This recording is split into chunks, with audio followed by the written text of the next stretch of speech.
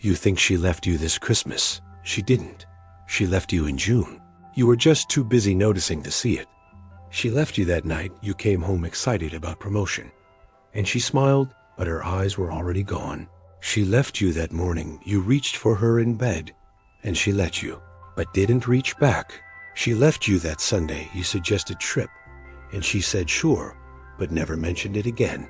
She's been gone for months, maybe longer. Body still in house, mind already somewhere else, marriage already over, corpse still breathing. And you kept performing, kept trying, kept believing one more gesture would bring her back. One more date night, one more conversation, one more I love you. But you can't bring back someone who already left. You can only finally notice they're gone. Christmas didn't kill your marriage. Christmas just made corpse visible. Decorations, family dinners, forced intimacy, romantic expectations. All of it illuminated what you've been refusing to see for months. She's been absent, and absence doesn't start when body leaves. It starts when mind checks out, when heart goes cold, when decision gets made silently, and decision was made long ago. You thought it was stress, thought it was work, thought it was hormones, thought it was phase, thought she was tired, thought she needed space, thought things would get better after holidays. You created explanations for distance that had simpler truths. She decided she was done, and decision happened in moment you didn't witness on day that seemed normal during conversation that felt routine. This is what mortals never understand about endings. They don't announce themselves. They happen quietly in regular moments, on random Tuesdays, during breakfast, while she's folding laundry, sitting in traffic, lying next to you in bed, somewhere between I'm fine and good night. She made choice. I'm done trying. I'm done hoping. I'm done pretending this will get better. And that choice, that silent internal decision, that's when she left. Everything after that was just logistics. How long can I stay? When should I tell him? What will people think? Should I wait until after holidays? After his birthday? After kids' school year ends? She's been managing exit strategy while you've been managing relationship. She's been planning departure while you've been planning future. She's been emotionally divorced while you've been trying to reconnect. What if I told you this exact moment women check out? Invisible to men who aren't looking. Obvious to those who know what they're seeing. That Christmas didn't create distance. Christmas made you finally measure it, finally feel it, finally acknowledge what's been true for months. She's gone. And going back through timeline won't change. When she left, it will only show you how long you've been loving ghost. Millions of men are sitting in dead marriages right now, believing they're in struggling marriages, believing there's still chance, still hope, still possibility of repair. They see distance as temporary, see coldness as phase, see silence as stress. They don't see what's actually happening. Slow death, systematic shutdown, methodical checkout. Wife who's already gone but hasn't left yet. I've watched this pattern destroy men across more time than you can imagine. Same invisible departure, same delayed awareness, same Christmas revelation. Today, I'm going to show you exactly when she checked out, how you missed it, why you kept trying anyway, and what Christmas revealed that you should have seen months ago. But understand this, what you're about to learn won't save dead marriage. It will only help you see corpse clearly. This is emotional autopsy. Pay very close attention. Here's what you need to understand about female departure. It's not event, it's process, not moment. It's series of moments. Not decision made, once it's decision confirmed repeatedly, until it becomes unchangeable, and process is invisible, because it happens internally, emotionally, psychologically, while everything external stays same. She still lives in house, still sleeps in bed, still sits at dinner table, still responds when you talk, still goes through motions of marriage, but internal departure has already happened. She's checked out emotionally while checking in physically, gone mentally while present bodily, divorced internally while married externally. This creates illusion that marriage still exists, that there's still we, still us, still relationship to save. You see her body and assume her heart, see her presence and assume her investment. See her participation and assume her commitment. But body without heart is corpse. Presence without investment is performance. Participation without commitment is obligation. She checked out in stages. Let me show you timeline you missed. Stage 1, hope death. First thing that dies isn't love, it's hope. Moment she stops believing things will get better, stops imagining future where you change, where relationship improves, where marriage becomes what she wanted. That's when checkout process begins. This happened months ago, maybe a year, maybe longer. Happened after conversation where you promised to work on things and didn't. Happened after therapy session where you agreed to change and reverted within week. Happened after fight where she expressed needs and you minimized them. Happened after moment she realized you're not going to become who she needs you to be. Hope death is quiet. She doesn't announce it, doesn't even fully acknowledge it to herself at first. She just stops planning future with you in it, stops imagining anniversaries, vacations, retirements together. Future becomes list of logistics instead of dreams. How will I manage financially? Where will I live? What about kids? When should I leave? Planning becomes exit strategy instead of life vision. You didn't notice hope death because nothing changed externally. She still said, I love you, still made plans, still participated in relationship. But tone changed, energy changed, investment changed. She went from trying to improve marriage to trying to survive it, from working toward better to waiting for right time to leave. Robert experienced this with Linda. Year before she asked for divorce, he remembers specific moment. They were at marriage counselor. Therapist asked Linda what she wanted from marriage. Linda paused a long time, then said, I just want peace. At time, Robert thought she meant peace in relationship, harmony, connection, resolution of conflicts. Looking back, he realizes she meant peace from relationship, peace from trying, peace from disappointment, peace from hoping he'd change. She'd already checked out, already decided. Therapy wasn't an attempt to save marriage. It was confirmation that marriage couldn't be saved. Documentation for herself that she'd tried everything. 3 months later, she stopped initiating conversations about future, stopped suggesting date nights, stopped asking him to help with things around house, stopped expecting anything. He thought she was less needy, thought she was giving him space, thought relationship was getting easier. Relationship wasn't getting easier. She was detaching, preparing for departure, reducing investment, pulling back emotionally so leaving wouldn't hurt as much. Hope was dead. She was just managing timeline. Stage 2, resentment accumulation. After hope dies, resentment fills space it left. Every disappointment she used to explain away becomes evidence. Every promise you broke, she used to forgive, becomes ammunition. Every time you prioritized yourself over relationship, she used to understand, becomes grudge. This is when you started feeling her coldness and couldn't explain it, when her responses got shorter, her patience got thinner, her tolerance got lower, small. Things that never bothered her before suddenly triggered arguments. You walking past dish in sink, you forgetting to call when you said you choosing game over conversation with her. You thought she was being oversensitive, thought she was stressed, thought hormones, thought she was creating problems. But she wasn't creating problems. She was finally acknowledging them. Years of small disappointments she swallowed were coming back up. Accumulated resentment was overflowing. She stopped protecting you from her anger, stopped managing their frustration, stopped pretending small things don't matter, because she decided she was leaving eventually. So why keep protecting your feelings? Why keep smoothing things over? Why keep being understanding when you haven't understood her? Michael watched this happen with Jennifer. 18 months before divorce, she became what he called unpredictable. One day fine, next day furious over nothing. He'd come home from work and not know which version of her he'd get.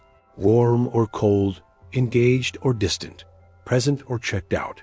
He thought she was going through something, depression maybe, hormonal changes, midlife crisis. He suggested therapy. She went alone, came back saying she needed space. He gave her space, thinking she needed time to work through whatever she was dealing with. She wasn't dealing with depression. She was dealing with decision. Should I stay or should I go? How much longer can I pretend? When is right time to leave? Resentment had accumulated to point where staying felt unbearable, but leaving felt complicated. So she oscillated, some days convinced she should try harder, other days convinced it was over. Her unpredictability wasn't mood swings, it was internal war between hope she'd killed and commitment. She still felt between wanting to leave and fearing consequences. Of leaving, that war manifested as coldness, some days warmth, others distance, and closeness, withdrawal, and engagement. You experienced this as confusion, thought she was complicated, thought she didn't know what she wanted, but she knew exactly what she wanted. She wanted out. She just hadn't figured out how or when yet. Stage 3, replacement fantasy. Once hope dies and resentment accumulates, she starts imagining life without you. Not abstractly, specifically. What apartment would I get? What would my schedule look like? How would holidays work? Would I be happier alone? And in that imagining, you disappear. Not maliciously, not vengefully, just practically. You're no longer in picture. This is when you became roommate instead of husband. When she stopped including you in decisions, stopped asking your opinion, stopped considering your preferences. She bought furniture without consulting you, planned weekend without mentioning it, made major decision and told you after. Not because she was being inconsiderate, because mentally she was already single. She started living as if you weren't there, even though you were still in house. Made dinner for herself, not for us, watched shows she liked, without waiting for you. Went to bed when she was tired without saying good night. She wasn't being mean. She was practicing being alone while still married, testing out life without you while still living with you. David noticed this with Rachel. Year before separation, she redecorated entire house without asking his opinion once. He'd come home to new couch, new paint, new arrangement. He'd say, looks great. She'd barely respond. He thought she was excited about home projects, thought she was nesting. She wasn't nesting. She was erasing his presence, his influence, his preferences, creating space that felt like hers, not theirs, preparing environment for life after he left. And on some level, he knew, felt it, sensed it, but explained it away. She's just expressing herself more. She's becoming more independent. She's growing. She was growing away, growing separate, growing toward exit. Stage 4. Announcement preparation. Final stage before actual leaving is preparation for announcement. She's decided, she's planned, she's imagined life after. Now she's preparing for conversation. When to tell you, how to say it, what reasons to give, how you'll react, what you'll say. This is when she became extremely calm, eerily calm, stopped fighting about small things, stopped getting upset when you disappointed her, stopped expressing frustration. You thought marriage was improving, thought she was happier, thought things were getting better. Marriage wasn't improving. She detached completely. Your actions didn't affect her anymore because she wasn't invested. She was cordial, polite, pleasant even, but distant, treating you like acquaintance she had to be nice to, not husband she was building life with. Christmas became deadline, not consciously chosen necessarily, but emotionally inevitable. One more holiday performing happy family, one more year pretending, one more December going through motions. Something about Christmas made continuation unbearable. Maybe it was forced intimacy. Maybe it was family questions about how you're doing. Maybe it was comparison to past Christmases when hope was still alive. Whatever it was, Christmas became mirror she couldn't avoid. Mirror showing dead marriage, absent husband, woman who checked out months ago still pretending to be wife, and seeing that reflection clearly, publicly, repeatedly through holiday season, made pretending impossible to maintain. She didn't check out this Christmas. Christmas just made checkout visible, made distance measurable, made absence undeniable. Of course, mortals think relationships end when someone announces ending, as if announcement creates reality instead of revealing it, as if words kill what's already dead. Thousands of years watching people leave long before they go, and you still think departure starts when they say I'm done. But here's what you need to understand about why you missed all of this, why you didn't see hope death, didn't recognize resentment accumulation, didn't notice replacement fantasy, didn't catch announcement preparation. It's not because you weren't paying attention. It's because you were paying attention to wrong things. You were watching for event. She was process. You were looking for moment. She was series of moments. You were waiting for announcement. She was living. Decisions she'd already made you were measuring relationship by external markers. She was measuring by internal experience. Externally, marriage looked same. Sex still happened occasionally. Dinners still shared. Bills still paid together. Holidays still celebrated. Social obligations still met. From outside relationship appeared intact. Struggling maybe, distant perhaps, but still existing, still salvageable. Internally, marriage was corpse. She was going through motions without meaning, performing without feeling, participating without investing. She'd become actress playing role of wife, saying lines, hitting marks, maintaining appearance, but emotionally she'd exited stage months ago. You missed it because you wanted to miss it, because seeing it meant acknowledging what you weren't ready to acknowledge, that marriage was over, that she was gone, that trying harder wouldn't change anything. So you created alternative explanations. She's stressed. She's tired. She's going through phase. She'll come back. Things will get better. But she wasn't coming back because she'd never left physically, only emotionally. An emotional departure is permanent in ways physical departure isn't. You can come back to house you left. You can't come back to feelings you killed. You can return to person you divorced. You can't resurrect hope you buried. This is what Christmas revealed. Not that marriage was dying. That marriage was already dead. Not that she was leaving. That she'd already left. Not that hope was fading. That hope had been dead for months. Christmas just removed your ability to explain away corpse made. You finally see what was always their absence, distance, death. In all my time observing human relationships, this delayed awareness is among most painful patterns. Man trying to save marriage that's already over. Working on relationship with woman who's already gone. Investing in future that woman stopped imagining months ago. She knows it's over. She's known for months. She's been living with that knowledge, managing that reality, planning around that truth, while you're still hoping, still trying, still believing. And that gap between her awareness and your denial, between her decision and your discovery, that gap is where Christmas devastation lies. You thought Christmas was breaking you. Christmas was just showing you what's been broken. You thought holiday was destroying. Marriage holiday was just revealing destroyed marriage. You thought she was pulling away this December. She pulled away last spring, and you're just noticing now. So what do you do with this awareness? First, understand that you can't fix what's already over. Can't resurrect what's already dead. Can't save marriage when wife has already left emotionally. She made decision. She's been living that decision. She's prepared for that decision. Christmas is just when she's finally ready to announce what's been true for months. Your trying harder now won't change anything. Your promises now won't matter. Your sudden awareness won't inspire her hope. Because she had hope. She tried. She waited. She gave chances. And during all that time, you didn't change enough. Didn't show up enough. Didn't become who she needed enough. And now she's done. Then recognize that she's not villain. She didn't want to leave. She wanted you to change. Wanted marriage to improve. Wanted hope to survive. But hope died through 1,000 small disappointments. Through repeated patterns. Through promises broken and needs unmet.